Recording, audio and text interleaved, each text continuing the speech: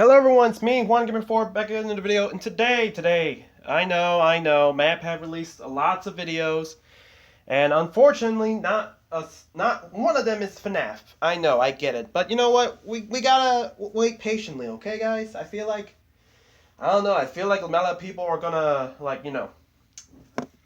gonna make FNAF theories every day, like that guy who eats an apple every day for Andy's Apple Form 2 comes out. But anyways, without further ado, we're going to be reacting to Film Theory and the Avatar Cycle. So let's get to it. I'm interested. Film. Food. What the? He's teasing with Blue. Everything changed when the YouTube algorithm attacked. Only MatPat, master of all four theories, could bring balance to the channels. But when YouTube needed him most, he vanished. But I believe that MatPat can save the world.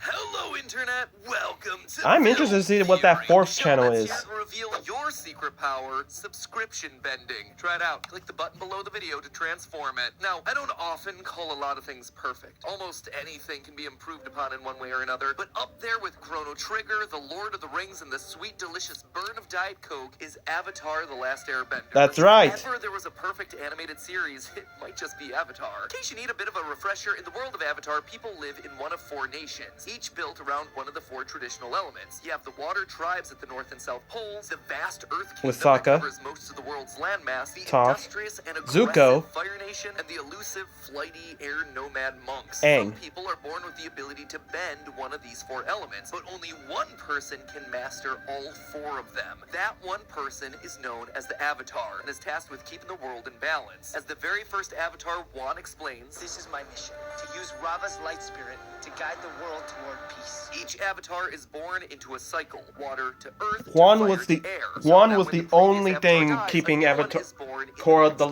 Legend of Korra 2 bearable to watch. We watch as this exact cycle plays out. Avatar Kyoshi from the Earth Kingdom gives way to Roku from the Fire Nation, who then dies and opens the door to Aang from the Air Nomads, and finally Avatar Korra from the Water Tribe. It's a great setup that allows for stories and characters outside of the original series to be explored, expanding the world even further. I mean, that's basically what happened with the sequel series, The Legend of Korra, and it appears to be Nickelodeon's strategy with the franchise moving forward. There have been multiple novels and comic books dedicated to other avatars and supporting characters. They've even established an entire production studio devoted to more Avatar content. Rumor has it that a bunch of this new stuff is going to focus on different avatars too. Sure, you'll have the OGs Aang and Korra, as well as the fan favorite Kyoshi, but also the next Avatar that we haven't even met yet. There's even a live-action Netflix series on the way. Here's hoping it goes better than the last one. He was bending tiny stones at us from behind a tree.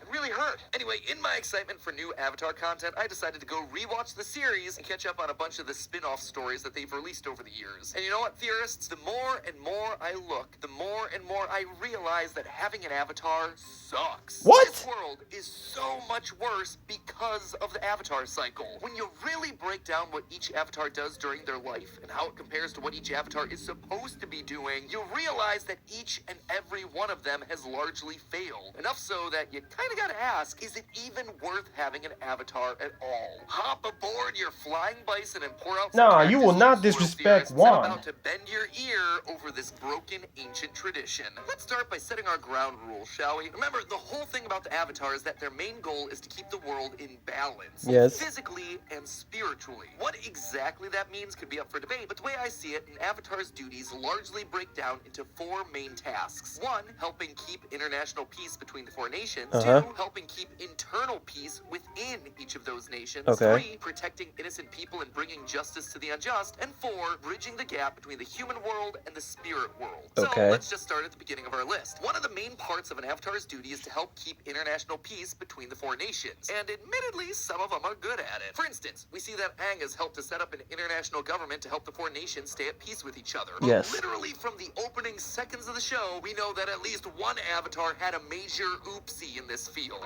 The four nations lived together in harmony. Then everything changed. Roku. Attacked. The whole premise of the entire franchise starts with a giant international war, and it all happened because of the failure of the Avatars. On one hand, we could blame Aang, who ran away from his duties, which in turn opened up a power vacuum that allowed the 100-year war to begin. But he was also literally 12 years old at the time, so it's kind of hard to fault him for that one. Instead, the true failure falls to Aang's predecessor, Avatar Roku. That's right. Roku was childhood friends with Fire Lord Sozin, the Fire Lord who started the war. And what's worse, Roku knew that Sozin wanted to conquer these other nations. I've been thinking, we should share this prosperity with the rest of the world. In our hands is the most successful empire in history. It's time we expanded it. So what did Roku do to stop it? Yeah, he basically gave Sozin a slap on the wrist and a stern talking to. By his own admission, Roku's indecisiveness, let's be honest, favoritism to his friend and home nation, was a huge weakness which ultimately led to tons of unnecessary death. In my life, Thanks, Roku. I tried to be You just had to be the Naruto to Sozin's Sasuke. If I had been more decisive and acted sooner, I could have stopped Sozin and stopped the war before it started.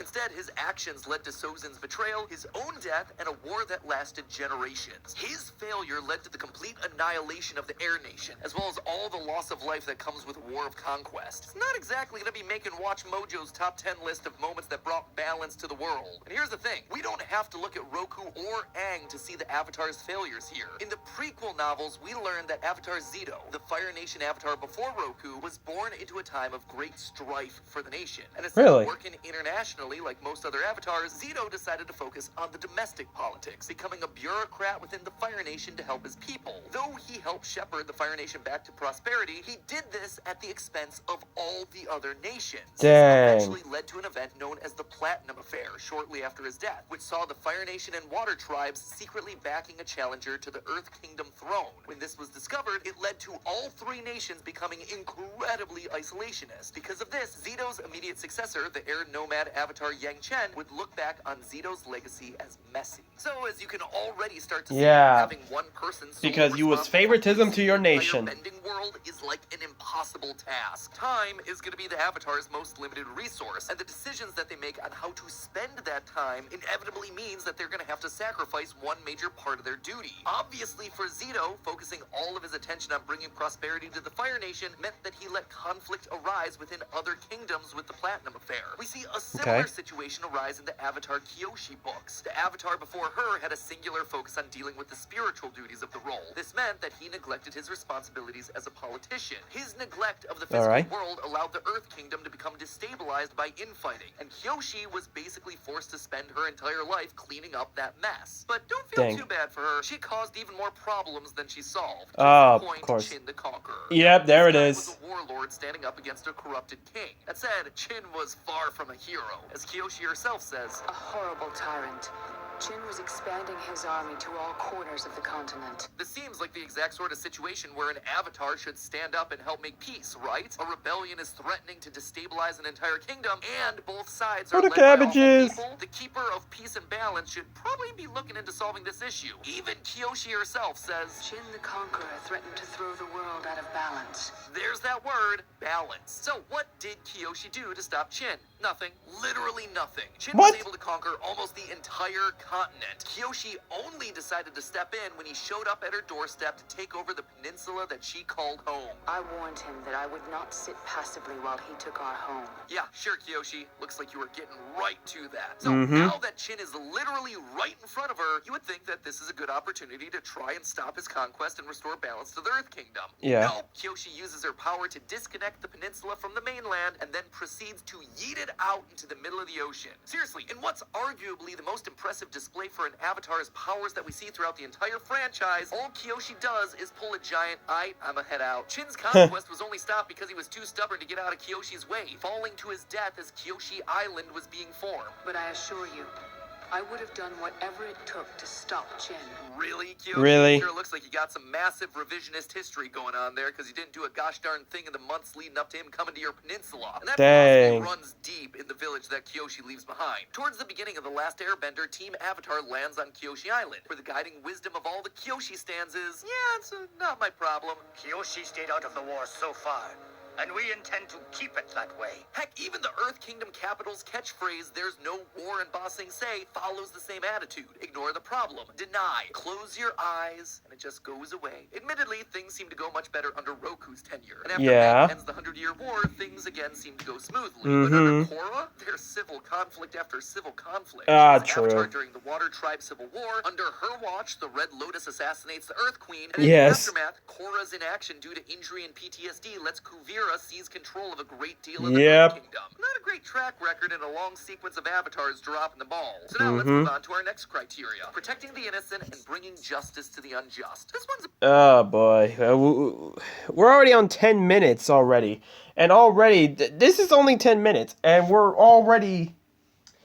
Dang, this is not going well with the avatars. bit harder to judge because we don't see a lot of the day-to-day lives of each avatar. And well, we do see some heroic moments like Aang fighting Yakone and Korra chasing down Bender criminals in the streets of Republic City. There's a rotten core here that starts to peek through the deeper we get into the franchise. Most of the Legend of Korra's plot revolves around the idea of justice and what it takes to defend everyone. Korra's first major adversary, Amon, is the leader of a group called the Equalists, who are all about leveling the playing field between benders and non-benders by taking away the ability to bend. Sound insane? It is. Yes. The movement is shown to resonate with a lot of Republic City's citizens. Life in the world of Avatar can be incredibly hard for non-benders, even in the new supposedly harmonious society created. If you're a bender, you have easy access to jobs. Power plants use firebenders to operate. Trains are powered by earthbenders. And policemen are almost exclusively metal benders. Benders also have a much easier time committing acts of violence, as we're frequently shown groups of violent benders like the Triple Threat Triad, the Red Lotus. Heck, even the Republic City Police, who treat the use of force like it's second nature. Non-benders are overlooked, they're ignored, they're frequently threatened. In one particular scene, Republic City's metal-bending police force herd a group of non-benders like cattle, using force to break up a non-violent protest. These people are targeted because the police force has turned off the power to their homes, and they're peacefully resisting being profiled as members of Amon's uprising just because they aren't benders. A woman in the crowd makes a desperate plea for Korra's help, saying, "Please, help us. You're our avatar too." And Korra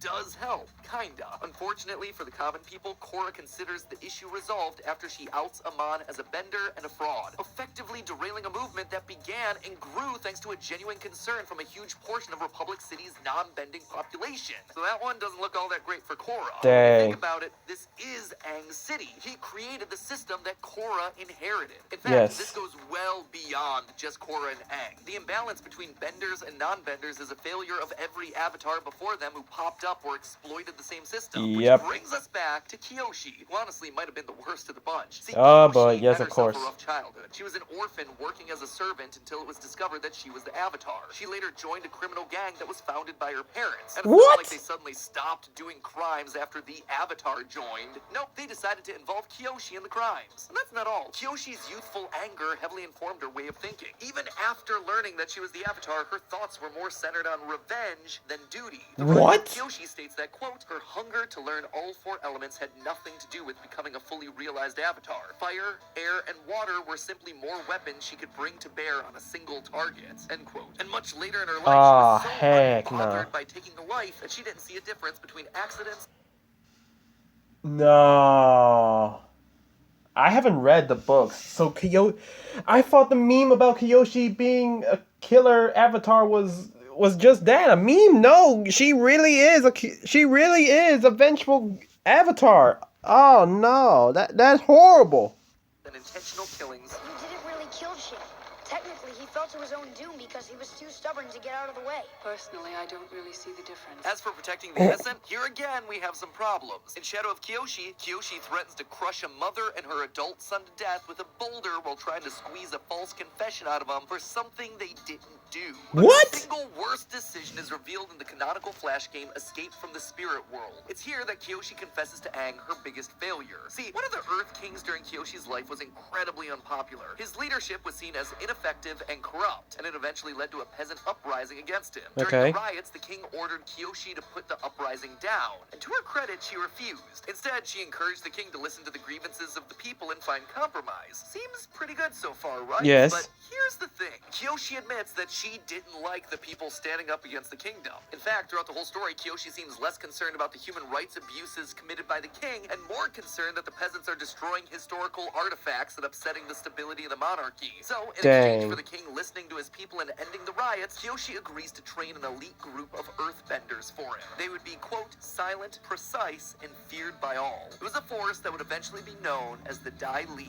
Yep, you remember those creepy secret Oh, from the animated no. series? The ones with the rock gloves whose loyalty could be bought and sold and who sided with Azula and the Fire Nation during the invasion Yes. of Ba Sing Se? They were Kiyoshi's idea. She even admits that she regrets not foreseeing the long-term consequences of giving future Earth Kingdom monarchs access to an elite secret police force. But here's the thing, that didn't make sense Kiyoshi, even in what her have you time done? period. This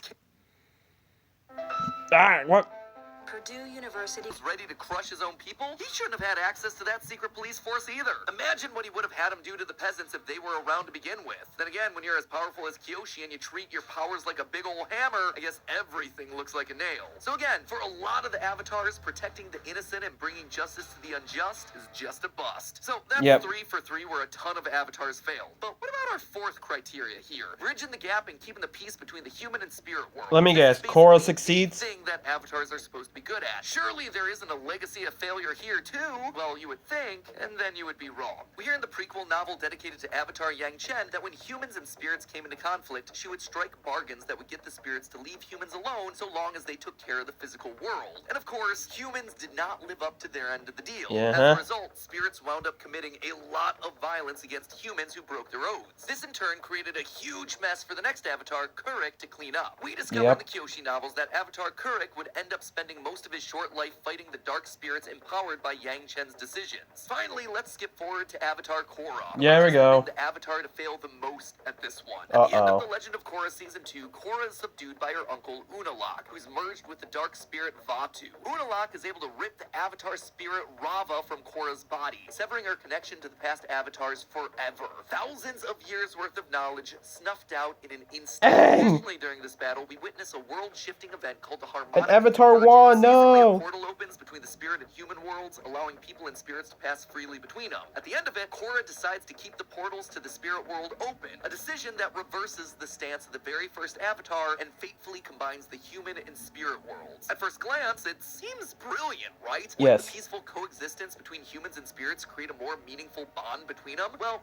not necessarily. Oh, the boy. unforeseen consequence of these two vastly different worlds colliding is complicated and really doesn't scream balance. First, the overlapping geographies of the world create huge territory issues. Houses in Republic City are overrun by vines. Entire city blocks are destabilized. Doesn't matter if you're a bender or a non-bender. Finding your living room destroyed and your building about to collapse is definitely on the list of top 5 worst breakfast time surprises. And second, harmonic convergence gives Zahir, one of the most dangerous warriors in the world, the power of airbending, which he promptly uses to start assassinating world leaders and throw the world out of balance. I'm gonna chalk that one up as a big oopsie there, Korra. When you stop and look at the totality of what we know about the Avatars, but I mean, are we really upset about the Earth Queen? I mean, she kind of deserves it. She eats Batso! Every single one of these avatars dealt with difficult issues, but their solutions just wound up creating more problems for the immediate successor. Zito focused too much on his own country. Yang Chen has to deal with and break down isolationist policies. Yang Chen helps make peace between the 4 nations, but at the cost of angering the spirits. Well, Kurik has to spend his life battling dark spirits and winds up neglecting the real-world nations. Kurik dies early in battle with spirits, leaving an unstable political situation. Kiyoshi creates a secret police to try and paper over the problems of her country. Roku shows favoritism to his home nation, and he has to deal with a century-long war and the death of his entire people. All of them ignore non-benders. Korra has to deal with the fallout and the equalists. The Avatar cycle is a cycle of violence. It is a broken system. And honestly, that makes perfect sense. Ask yourself, why does the Avatar have to have a monopoly on balance in this world? The very concept of the Avatar is imbalanced. At the end of the day, the Avatars possess the power of a god. Literally, a god of light. But they're still only humans. Aang was a 12-year-old kid faced with solving a 100-year-old war. Kyoshi was a poor orphan. Eventually, she's gonna defend her home so it wasn't ripped away again. Roku was friends with Sozin. Of course, he's gonna be slow to action and more lenient in his judgment. One person holding that much power, that much influence, it's a recipe for disaster. I feel like I've heard this somewhere before. With great power comes great responsibility. Uncle Ben. And the really successful avatars, or maybe the least unsuccessful avatars, are the ones that don't do it alone. Aang saves the world from Fire Lord Ozai because he trusts his friends to help get the job done. True. Sokka, Toph, Suki, Zuko, and Katara are all off playing key parts in stopping the Fire Nation. Aang has his rad Dragon Ball Z fight against Ozai. And those friends are just as essential after the war in helping him restore balance too. His friends help make and keep the international peace all in ways that Aang wouldn't be able to do on his own. It just goes to show that controlling all the elements in this world is meaningless if you don't also control the element of friendship. But hey, if you want more Avatar... That is kind of wholesome. But yeah, I mean, technically it's kind of true. I mean, dream work makes the dream work. Teamwork makes the dream work. Anyways, guys, that's going to be the end of the video. Thank you guys so much for watching. Like the video so I know you guys enjoy. Comment down below what you want me to react to next. And subscribe. We're trying to upload daily. This is 1Gamer54 signing off.